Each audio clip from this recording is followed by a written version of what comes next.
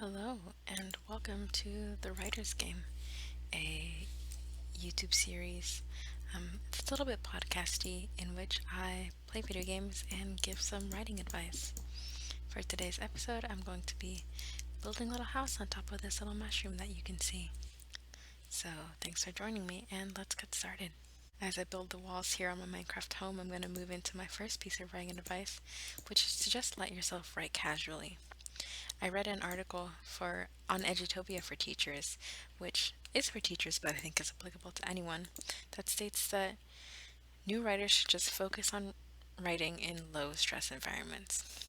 This doesn't mean not taking your writing seriously, but letting yourself enjoy what you're doing, what you're writing, and not stressing yourself out over the fact that it might not be the most coherent or well written or well spoken piece.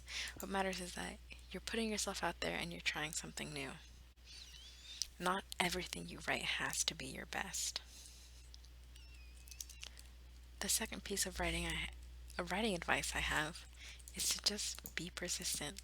Let yourself write things that are good and that you like, but also don't give up when things go badly, when you write something and you read it over and you think, I don't really like this one. Because you're always going to have bad days and no matter what you do. And as daunting as it is to have badly written things haunting you, it's worthwhile to just let yourself grow and keep the things you write. Please keep the things you write. It's nice to watch yourself grow and be able to finally look at what you wrote. I think, based on my own experience, I used to write a lot when I was younger and in high school, and now I don't have access to any of that writing because my younger self thought it was too awful to keep around, and so I deleted a lot of it. And now, as someone who I think has grown as a writer, it's a bit sad to not be able to see just how much I've grown. And I think even if at the time I considered my writing to be maybe some of the worst writing pieces ever, I think what I was writing still had a lot of value and it expressed who I was at the time.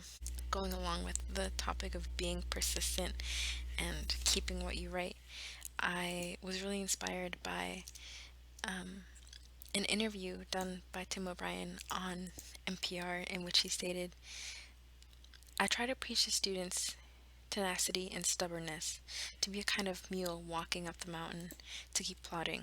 Inspiration is important, but you're not going to get it on a bowling alley or on a golf course or all the other things you could be doing. If you're not sitting there, inspiration is going to simply pass. To me, that just kind of means to let yourself write when you feel inspired to do so, even if you know you're not going to create the best thing. To just be persistent and be happy with what you write. Be proud of yourself, regardless of what it is that you put out, because your content's not always going to be your best content, but it is going to be content, and I think one day it'll be enough to make you happy. Okay, and as I finish up the roof on this little house, my third piece of writing advice is to explore different styles of writing. There are so many helpful resources out there for different writing mediums, so you're never truly on your own. Limiting yourself to just a single form of writing is just denying yourself your true potential. As a personal anecdote, I never explored poetry because as a person, I find poetry, or I used to find poetry a little bit hard to read.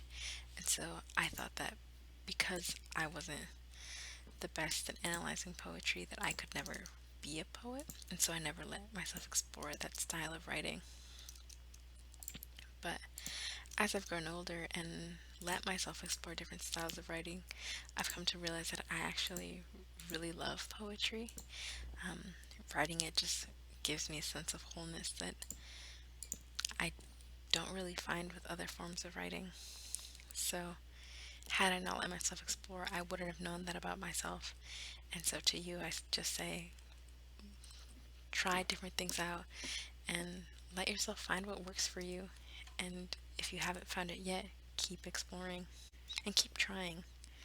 I had written poetry before, but I just kind of did it in silly ways, and so I never took myself seriously, and I think that contributed to me not liking poetry. So I think it's good to take yourself seriously and to find value in what you write. My very last piece of advice is that if you're confident enough to do so, share your writing with your loved ones. I know it's a little bit scary, especially when you're first starting out and you don't want anyone to see y- you at your starting point where you know you might not be good, but letting others see what you write and getting some form of validation is so motivating, and I think could be really beneficial to those of you who might be struggling in getting started and finding your confidence in your voice. And that's all the advice I have for getting started on writing. Thank you so much for listening. And to close out my episode, I'm going to be sharing my favorite poem written by poet Wendy Cope. The poem goes as such. The orange. At lunchtime, I bought a huge orange. The size of it made us all laugh. I peeled it and shared it with Robert and Dave. They got quarters, and I had a half. And that orange, it made me so happy, as ordinary things often do. Just lately, the shopping, a walk in the park, this peace and contentment, it's new. The rest of the day was quite easy. I did all the jobs on my list and enjoyed them and had some time over. I love you. I'm glad I exist. Thanks so much for listening. And if you're interested, I do have a Tumblr blog where I share some more writing advice and reblog things from more experienced writers. And if you want to check that out, it's also thewritersgame.tumblr.com. Thanks. Bye.